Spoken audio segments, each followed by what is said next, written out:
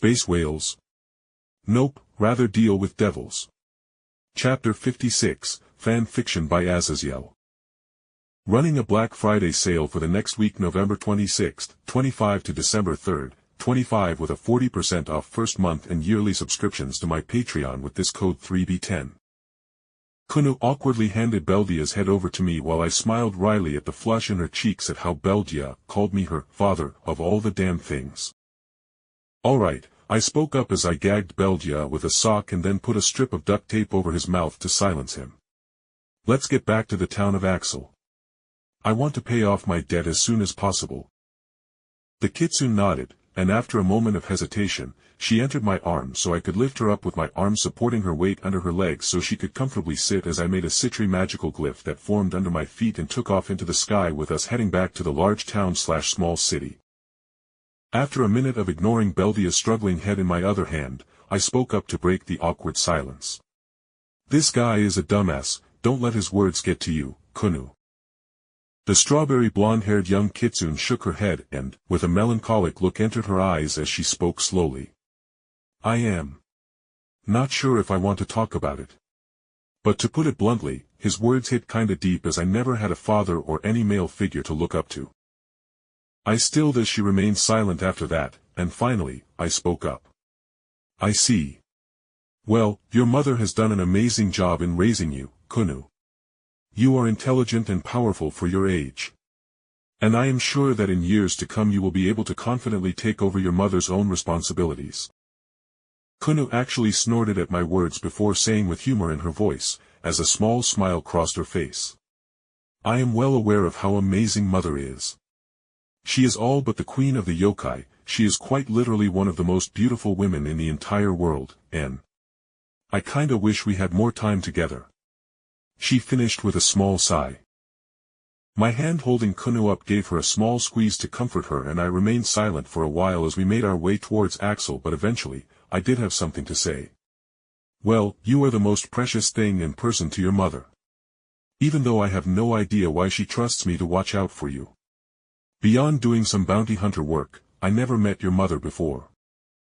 At my words, Kunou sniffed and said with some annoyance. It was probably Amaterasu pushing her to do it then.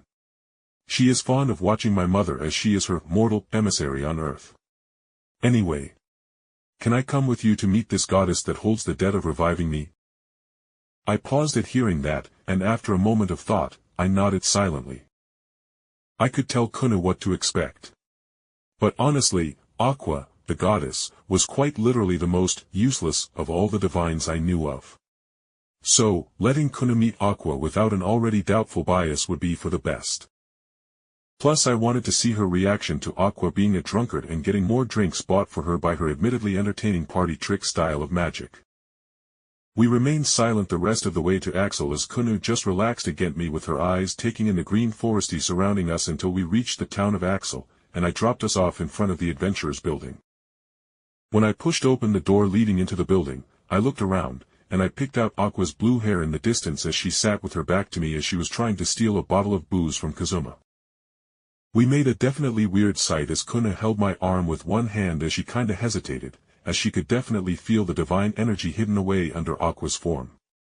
Though the ancient helmet with glowing red eyes I was carrying in my other hand was definitely also super weird to the adventurers that bothered to watch me go to the table. Oh.